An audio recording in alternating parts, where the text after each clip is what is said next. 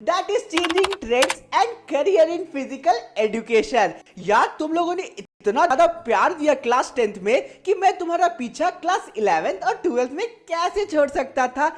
इसलिए अब physical education के थ्रू हम लोग क्लास 12th के बोर्ड्स तक बहुत ही अच्छे से कनेक्टेड रहेंगे। एंड ये ट्रस्ट मी, अगर वीडियो को एंड तक देख लोगे एंड सीरीज से जुड़ते हो तो फिजिकल एजुकेशन में एक भी मार्क्स नहीं कटेंगे। लेक्चर को अच्छे से फॉलो कर लेना, मेरे दिए गए टेलीग्राम के नोट्स अच्छे से पढ़ लोगे तो कहीं भी मार्क्स नहीं कटेंगे। और हाँ, ये तुम्हारा पहला एनिमेटेड सीरीज होगा फिजिकल एजुकेशन का जो पूरे यूट्यूब में अभी तक अपलोड नहीं हुआ है।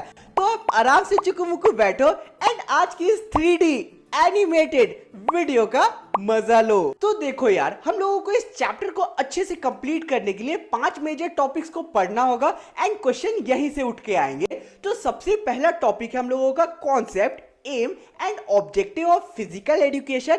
यानी कि फिजिकल एजुकेशन का क्या कॉन्सेप्ट है, एम यानी कि क्या टारगेट है और ऑब्जेक्टिव यानी कि क्या उद्देश्य है। सेकंड तुम लोगों का है development of physical education in India post independence.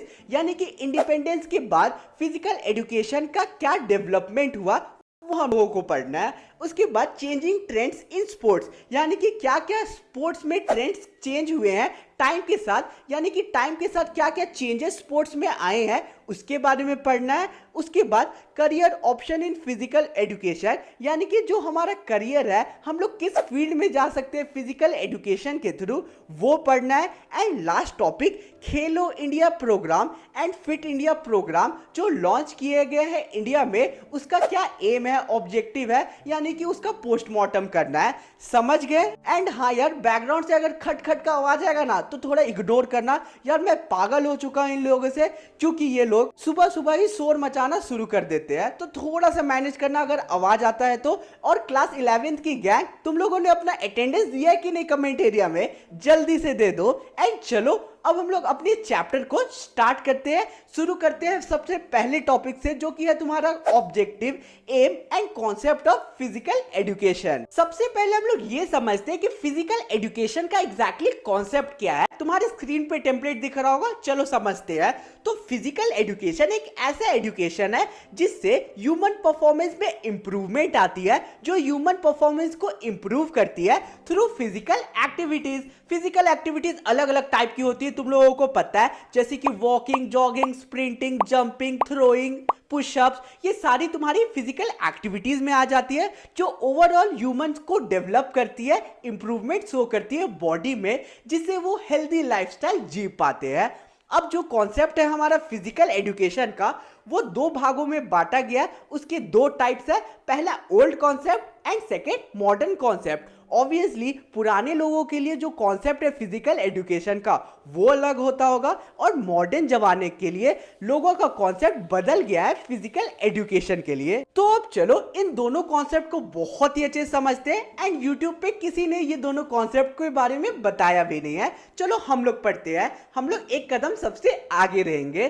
तो देखो, ओल्ड कॉन्सेप्ट हम लोगों का ये है कि फिजिकल एजुकेशन को पुराने जमाने में फिजिकल ट्रेनिंग के नाम से जाना जाता था। फिजिकल का मतलब होता था बॉडी और ट्रेनिंग का मतलब होता था फिजिकल एक्टिविटी पुराने जमाने के लोगों के लिए। पुराने जमाने के लोगों के लिए इसका एक कॉन्सेप्ट था कि सोल्जर्स को ट्रेन करना ताकि वो फिजिकली फिट हो पाए एंड अपनी कंट्री को, अपने किंगडम को प्रोटेक्ट कर पाए। एंड रूलर्स का फिजिकली फिट होना इसलिए जरूरी था ताकि वो अपने किंगडम को बचा पाए दूसरे लोगों से। तो पुराने जमाने के लोगों का सिंपल से ये कॉन्सेप्ट था, फिजिकली फिट हो एंड दूसरों पे रूल करो। समझ गए कि पुराने जमाने का कॉन्सेप्ट क्या था। अब मॉडर्न कॉन्सेप्ट ये है कि आज के जमाने में बहुत सारी डिजीजेस एंड ऐसी चीजें निकल के आई है जिससे बॉडी पे बहुत ज्यादा इफेक्ट पड़ता है। ऐसे लाइफस्टाइल आज के टाइम पे हम लोग जी रहे हैं कि हम लोग मशीन्स पे बहुत ज्यादा डिपेंडेंट है, जिससे हमारा बॉडी का जो फंक्शन है, वर्किंग है, वो इफेक्ट हो रहा है। एंड बहुत सारे डिजीजेस एक ह्यूमन को पकड़ रहे हैं,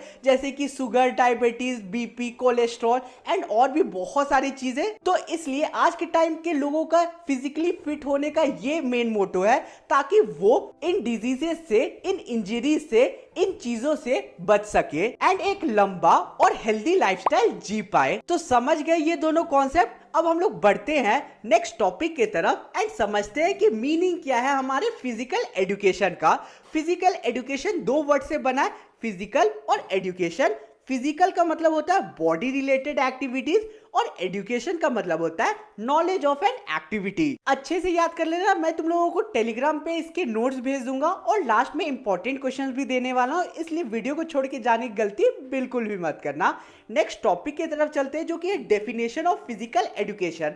अलग अलग लोगों ने अलग अलग तरीके से फिजिकल एजुकेशन को डिफाइन किया है। तुम लोगों को बस एक काम करना है कि तुम लोगों को बस ये दिमाग में रखना है कि एक पर्टिकुलर डेफिनेशन ने किस इंसान ने दिया है, एमसीक्यू में पूछा जा सकता है। ये एक काम करना है और एक फिजिकल एजुकेशन का डेफिनेशन याद कर लेना। मैं एक्सप्लेन कर दे रहा हूं, ठीक है। Physical education is a process of education which aim at holistic development of individual by using physical activity और body movement। क्या मतलब है? फिजिकल एजुकेशन एक ऐसा प्रोसेस है एजुकेशन का जिसका एम ये है, टारगेट ये है कि किसी भी इंडिविजुअल का ओवरऑल डेवलपमेंट हो पाए थ्रू फिजिकल एक्टिविटी या बॉडी मूवमेंट। ये सिंपल सा डेफिनेशन याद रख लेना। अब हम लोग बढ़ते हैं हमारे नेक्स्ट टॉपिक की तरफ कि आखिर एम क्या है फिजिकल एजुकेशन का, टारगेट क्या है फिजिकल एजुकेशन का। तो सिंपली तुम लोगों को पता है कि फिजिकल एजुकेशन का ये एम है कि ओवरऑल डेवलपमेंट हो सके एक इंडिविजुअल में, फिजिकली, मेंटली और पर्सनली कोई भी डेवलप हो सके, ताकि वो सोसाइटी में कंट्रीब्यूट कर सके। उसके साथ साथ कोई भी पर्सन डिजीज फ्री और इंजरी फ्री रह सके। ये एम है हमारा फिजिकल एजुकेशन का। उसके साथ साथ मेजर एम ये है कि कोई भी पर्सन अपनी जिंदगी खुशी खुशी और लंबी एज तक बिता सके। ये एम है फिजिकल एजुकेशन का, याद रखना। अब हमारे फिजिकल एजुकेशन की क्या ऑब्जेक्टिव्स है वो समझते हैं, यानी कि क्या उद्देश्य है वो समझते हैं। तो सबसे पहला ऑब्जेक्टिव है कि टू डेवलप फिजिकली, यानी कि फिजिकली डेवलप कर सके कोई भी इंसान, ताकि वो अपनी डे टू डे लाइफ को अच्छे से कंप्लीट कर पाए। फॉर एग्जाम्पल एक इंडिविजुअल, फॉर एग्जाम्पल मैं डेली जिम जाता हूँ, क्यों जाता हूँ? ताकि मैं फिजिकली फिट रह सकूं एंड ओवरऑल जो डेवलपमेंट होगा फिजिकल में, उससे मैं तुम लोगों को और अच्छे से गाइड कर पाऊंगा और अच्छे से पढ़ा पाऊंगा। ये मेरा एम है, इसलिए मैं जिम जाता हूँ ताकि फिजिकली फिट रह सकूं। आगे है टू डेवलप मेंटली। देखो मैं बाहर जिम जाता हूँ तो मेरे पे एक अच्छा असर ये पड़ता है कि मैं वर्कआउट करता हूँ तो उसे मेरे मेंटल डेवलपमेंट में भी बहुत ज्यादा हेल्प होती है। मैं चीजों को एंड स्ट्रेस को हैंडल कर सकता हूँ इजीली और अपनी कोई भी टास्क को मेंटली बहुत ही अच्छे से कंप्लीट कर सकता हूँ। तो ये एक इंपॉर्टेंट ऑब्जेक्टिव है, याद रखना। उसके बाद टू डेवलप पर्सनैलिटी। तो कोई भी इंडिविजुअल जिम जाता है या जाती है तो उसका मेन एम ये भी रहता है कि उसका ओवरऑल बॉडी का स्ट्रक्चर अच्छा हो सके। स्ट्रक्चर बॉडी का अच्छा होगा तो ओवरऑल पर्सनैलिटी कोई भी इंडिविजुअल की इंप्रूव होती है, जिससे सामने वाले पे बहुत ही अच्छा इंपैक्ट पड़ता है। एंड एक ऐसा इंसान जिसकी पर्सनैलिटी बहुत ही अच्छी है वो रोल मॉडल बनता है अपना फ्यूचर जनरेशन के लिए। तो ये समझ गए। उसके बाद नेक्स्ट ऑब्जेक्टिव है to develop moral values. Physical education से मोरल वैल्यूज डेवलप होते हैं एक इंडिविजुअल से, जिसे वो डिसाइड कर सकता है कि लाइफ में क्या सही है क्या गलत है। अब हमारा नेक्स्ट ऑब्जेक्टिव है टू डेवलप लीडरशिप। ऑब्वियसली तुम कोई भी स्पोर्ट्स में एक्टिव रहोगे तो उससे तुम्हारी लीडरशिप क्वालिटी इनहैंस होती है। समझ गए। आगे तुम लोगों को 3 और मैंने ऑब्जेक्टिव्स दिए हुए, वो तुम्हारे फायदे के लिए। इन तीनों को भी तुम लोग याद कर सकते हो, एग्जाम में पूछा जाएगा तो 5 पूछा जाएगा, 8 में से 5 याद कर लेना। अब हम लोगों का नेक्स्ट टॉपिक है career option in physical education. आखिर फिजिकल एजुकेशन को पढ़कर हम लोग कौन कौन से फील्ड में जा सकते हैं। तो चलो शुरू करते हैं। एंड सबसे पहला हम लोगों का फील्ड है फिजिकल एजुकेशन का। तुम लोग टीचर बन सकते हो कोर्सेज करके, जैसे कि DP.ED, BP.ED और MP.ED करके तुम लोग फिजिकल एजुकेशन का एक टीचर अपॉइंट हो सकते हो स्कूल में या कॉलेज में, ठीक है। सेकेंड है प्रोफेशनल कोच। तुम लोग प्रोफेशनल कोच बन सकते हो। थर्ड तुम्हारा है sports clothing and equipment designer. अगर तुम्हारी डिजाइनिंग में तुम लोगों का इंटरेस्ट है तो तुम लोग एक डिजाइनर बन सकते हो, जो कोई भी टीम के लिए क्लोथ्स को डिजाइन कर सकता है उसके टीम के लिए, ठीक है। इसमें बहुत ज्यादा पैसा है, अगर इंटरेस्ट है तो लोग इसमें जाते हैं। उसके बाद फिटनेस ट्रेनर बन सकते हो। फिटनेस ट्रेनर का आज के टाइम पे बहुत इंपॉर्टेंट रोल है। सपोज मैं जिम जा रहा हूं तो वहां पे भी ट्रेनर होते हैं जो गाइड करते हैं, ठीक है, तो तुम लोग वो भी कर सकते हो। उसके साथ साथ जो फिटनेस ट्रेनर होता है वो फिजिकल एजुकेशन का जो तुम्हें ट्रेनिंग भी देता है कि कैसे तुम लोग फिजिकली फिट हो सकते हो, तो ये काम तुम लोग कर सकते हो। उसके बाद तुम लोग योगा ट्रेनर बन सकते हो। आज के टाइम पे योगा की डिमांड बहुत ज्यादा बढ़ती जा रही है डे बाय डे। आज के टाइम पे सारे सेलिब्रिटीज या फिर नॉर्मल लोग भी योगा पे बहुत ज्यादा ध्यान दे रहे हैं ताकि वो फिजिकली फिट हो सके, इसलिए तुम लोग योगा ट्रेनर बन सकते हो। एक लास्ट है हम लोगों का event manager of a sports club भी तुम लोग बन सकते हो, ठीक है, जो स्पोर्ट्स क्लब चला सकते हो एंड वहां से भी तुम लोग अर्न कर सकते हो। बाकी हम लोगों का ये टॉपिक कंप्लीट होता है कि क्या क्या करियर ऑप्शन है फिजिकल एजुकेशन में आ सकते हैं, तो 5 मार्क्स के आ सकते हैं, 5 पॉइंट्स याद रखना।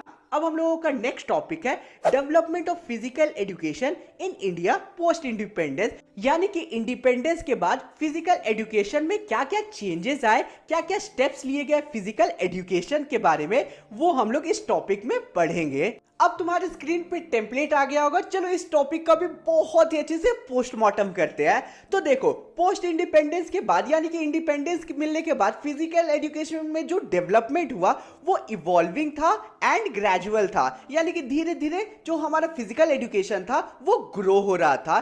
जैसे जैसे इंडिया में यानी कि देश के लोगों को इसकी इंपॉर्टेंस के बारे में पता चला, वैसे कैसे कुछ मेजर स्टेप्स लिए गए इसके अपलिफ्टमेंट में या फिर कह सकते हो डेवलपमेंट के लिए। कौन कौन से मेजर स्टेप्स लिए गए वो देखते हैं। तो सबसे पहले एसएआई का फॉर्मेशन हुआ, यानी कि स्पोर्ट्स अथॉरिटी ऑफ इंडिया का फॉर्मेशन हुआ, जो कि स्टैब्लिश किया गया था 1982 में under ministry of youth affair and sports. इसका एम क्या था, इसने क्या किया वो देखते हैं। इसने ट्रेनिंग सेंटर्स बनाया, एथलीट्स को जो है वो सपोर्ट किया ताकि वो और अच्छा कर पाए। इसके साथ साथ इसने स्पोर्ट्स इंफ्रास्ट्रक्चर को प्रमोट किया ऑल ओवर इंडिया में। समझ गए? अब तुम लोगों को क्या क्या याद रखना, इसमें इंपॉर्टेंट डेट जो गिवन है, कब स्टैब्लिश हुआ, किसके अंडर स्टैब्लिश हुआ, क्या इसने किया, ये सारी चीजें तुम लोगों को याद रखनी है हर पॉइंट से। तो अब चलो नेक्स्ट पॉइंट पे चलते हैं। एनआईएस का फॉर्मेशन हुआ, यानी कि नेशनल इंस्टीट्यूट ऑफ स्पोर्ट्स का फॉर्मेशन हुआ। अब ये जो है इसे Netaji Subhash national institute of sports के नाम से भी जाना गया। इसे 1961 में पाटीला में स्टैब्लिश किया गया। इसका मेन एम था sports coaching and training in India, यानी कि जो ऑल ओवर इंडिया है वहां पे अच्छे से स्पोर्ट्स कोचिंग और ट्रेनिंग प्रोवाइड की जाए, और उसके साथ साथ अलग अलग वेरियस कोर्सेज भी इसके अंदर इंट्रोड्यूस किए गए, याद रखना। अब हमारे नेक्स्ट पॉइंट है यूजीसी, यानी कि यूनिवर्सिटी ग्रांट कमीशन का डेवलपमेंट हुआ, यानी कि इसका क्या काम था वो देखते हैं। इसने फिजिकल एजुकेशन को और स्पोर्ट्स को यूनिवर्सिटी लेवल में बहुत ज्यादा प्रमोट किया, जिससे और लोगों ने पार्टिसिपेट किया स्पोर्ट्स में। समझ गए ये पॉइंट? अब आगे हम लोगों का AICPE का फॉर्मेशन हुआ, यानी कि all India council for physical education का फॉर्मेशन हुआ। AICPE एक एपेक्स बॉडी बना जो कि फिजिकल एजुकेशन को प्रमोट किया ऑल ओवर इंडिया में। उसके साथ साथ इसके अंडर बहुत सारे गाइडेंस निकले एंड और भी प्रोग्राम्स एंड स्कीम्स निकले, एंड उसके साथ साथ इसने फिजिकल एजुकेशन के बहुत सारे कोर्सेज को ऑफर किया लोगों को, जिससे फिजिकल एजुकेशन की डेवलपमेंट हुई। समझ गए ये टेम्पलेट भी? अब चलो नेक्स्ट टॉपिक पे चलते हैं, जो कि है नेशनल स्पोर्ट्स पॉलिसी, यानी कि नेशनल स्पोर्ट्स पॉलिसी का फॉर्मेशन हुआ। India formulated the national sports policy in 1984। 1984 में नेशनल स्पोर्ट्स पॉलिसी को इंट्रोड्यूस किया गया, जिसका काम क्या था वो देखते हैं। इसका मेन काम था इंफ्रास्ट्रक्चर प्रोवाइड करना स्पोर्ट्स के लिए, फिजिकल एजुकेशन के लिए, identify and support young talent, यानी कि यंग टैलेंटेड एथलीट्स को ढूंढना ऑल ओवर इंडिया से एंड उन्हें अपलिफ्ट करना, उन्हें पुश करना ताकि वो इंटरनेशनल लेवल पे खेल पाए। और इसका एक और मेजर काम है promote mass participation in sports. इसका ये काम था कि ज्यादा से ज्यादा लोग स्पोर्ट्स में पार्टिसिपेट कर पाए। समझ गए? ये कुछ मेन फंक्शन था, याद रखना। अब हमारा नेक्स्ट पॉइंट है नेशनल स्कूल गेम्स। जो हमारी गवर्नमेंट है उसने नेशनल स्कूल गेम्स को इंट्रोड्यूस किया स्टूडेंट्स के बीच, ताकि वो ज्यादा से ज्यादा पार्टिसिपेट करे स्पोर्ट्स में। और इसका एक और एम ये भी था कि यंग टैलेंट्स को ढूंढ पाए जो स्पोर्ट्स में कुछ नया दे पाए इंडिया को। समझ गए? अब नेक्स्ट पॉइंट है हमारा sports academy and training centre, यानी कि स्पोर्ट्स एकेडमीज और ट्रेनिंग सेंटर्स को बहुत जगहों पे सेटअप किया गया। इसका मेन काम ये था कि स्पोर्ट्स को और फिजिकल एजुकेशन को लोगों के बीच पहुंचाना। इसके अंडर अलग अलग एकेडमी सेट की गई, ठीक है, तुम्हारी स्क्रीन पे दिख रहा होगा जो ब्लू लाइन है, उस सबको याद कर लेना इंपॉर्टेंट है। नेक्स्ट है हमारा मेजर इंटरनेशनल स्पोर्टिंग इवेंट्स को होस्ट किया गया, यानी कि इंडिया में बहुत सारे ऐसे इवेंट्स होस्ट हुए जो कि स्पोर्ट्स को बढ़ावा दिया लोगों के बीच। क्या क्या था वो देखते हैं। सबसे पहले एशियन गेम्स 1982 और 2010 में कंडक्ट करवाया गया इंडिया में, जिससे स्पोर्ट्स की अपलिफ्टमेंट हुई। उसके साथ साथ कॉमनवेल्थ गेम्स 2010 में भी हुआ इंडिया में। फीफा अंडर 17 वर्ल्ड कप हुआ 2017 में। एंड ये सारी चीजों से क्या फायदा हुआ, लोगों के बीच और ज्यादा स्पोर्ट्स को लेकर जागरूकता फैली कि वो भी ज्यादा से ज्यादा पार्टिसिपेट कर पाए।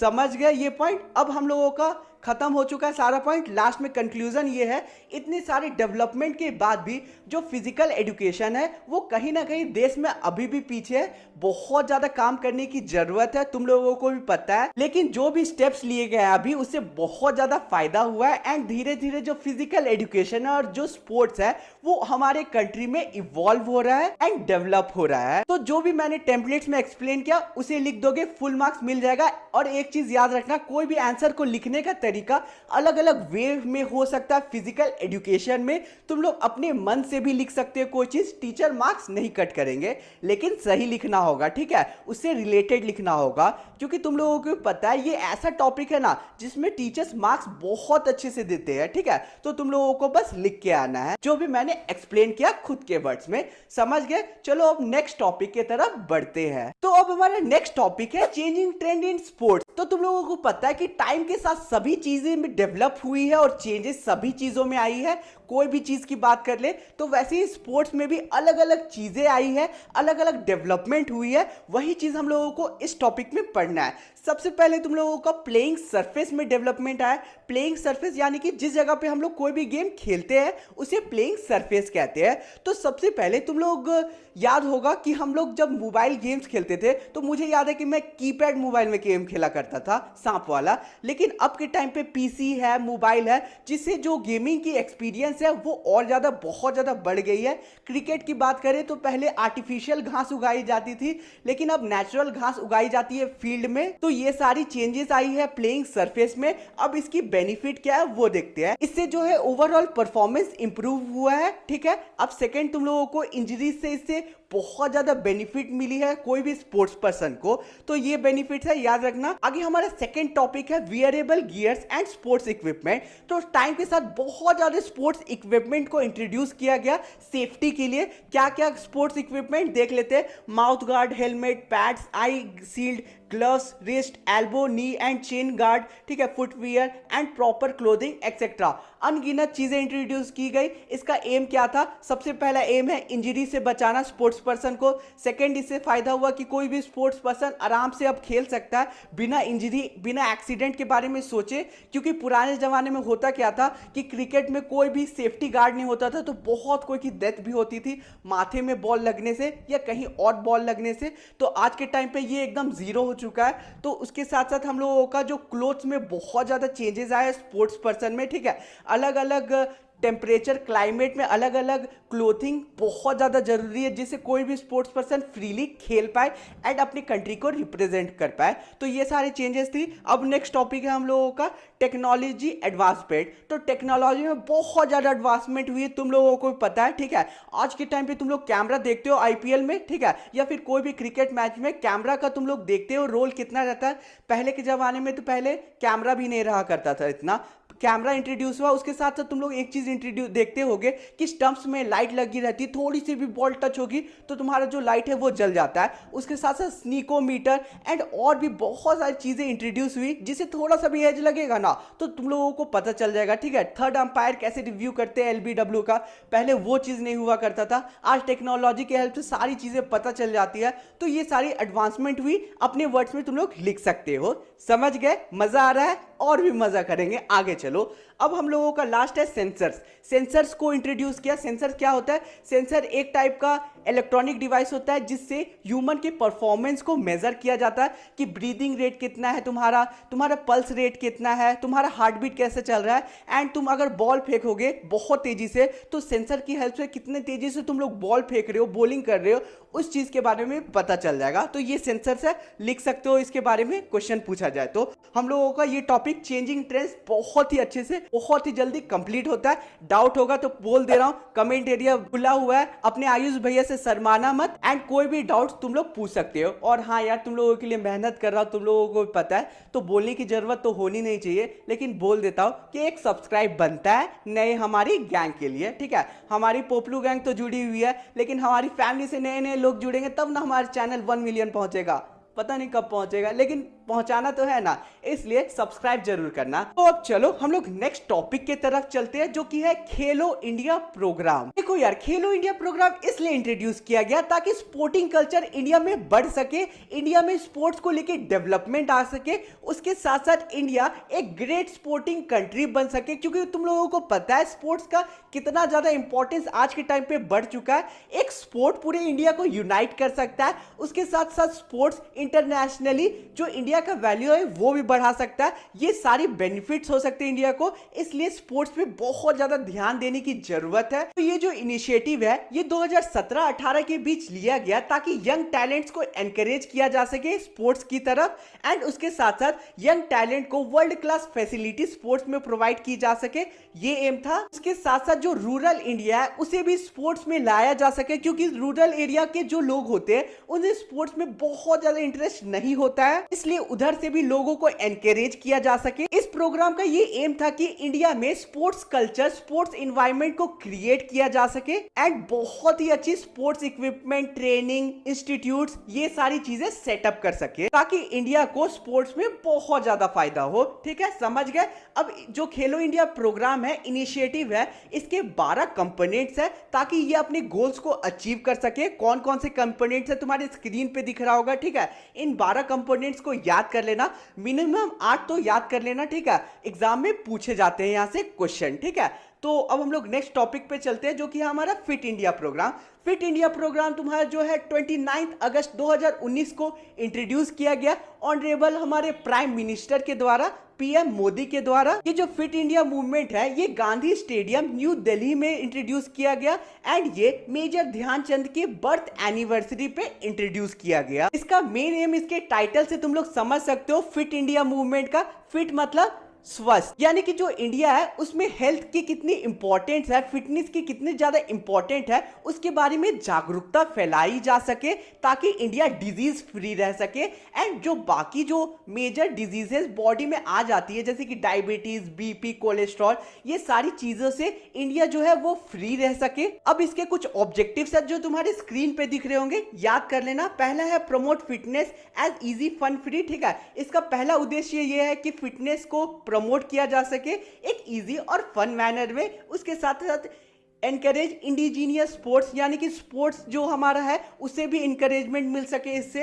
एंड इसके साथ साथ है तुम्हारा spread awareness on fitness and various activities. ठीक है, इससे जो है अवेयरनेस फैलाई जा सके, फिटनेस कितना इंपॉर्टेंट है इसके प्रति। ठीक है, उसके साथ साथ जो स्टूडेंट्स हैं उनके अंदर भी जो फिट इंडिया मूवमेंट है वो इंपॉर्टेंट रोल प्ले करेगा, क्योंकि आज के टाइम पे जो स्टूडेंट्स हैं वो केवल पढ़ाई पे फोकस कर रहे हैं, अपनी फिटनेस पे नहीं कर रहे, जिसके कारण जो फ्यूचर है हमारे इंडिया का उसमें प्रॉब्लम आ सकती है। इसलिए फिट इंडिया मूवमेंट का ये भी टारगेट है कि जो स्टूडेंट्स हैं उन्हें फिट रखे ताकि जो हमारा फ्यूचर है वो सिक्योर रह सके, क्योंकि हमारा आज का जो यूथ है वो फ्यूचर है इंडिया का। समझ गया? कुछ ऑब्जेक्टिव्स तुम्हारे स्क्रीन पे याद कर लेना, क्वेश्चन पूछे जा सकते हैं 5 मार्क्स में। आई होप तुम लोगों को वीडियो बहुत ज्यादा इंफॉर्मेटिव लगा होगा। ठीक है, इस वीडियो का टारगेट रखते हैं यार 1K लाइक्स। ठीक है, 1K लाइक्स करवा देना हो पाए तो। ठीक है, वैसे तो मुझे यकीन नहीं होता कि वीडियो वायरल भी जाएगा कि नहीं, लेट्स सी क्या होता है। मेहनत तो मैंने अच्छी खासी की है, 2 दिन मुझे रिकॉर्डिंग में लगा। क्यों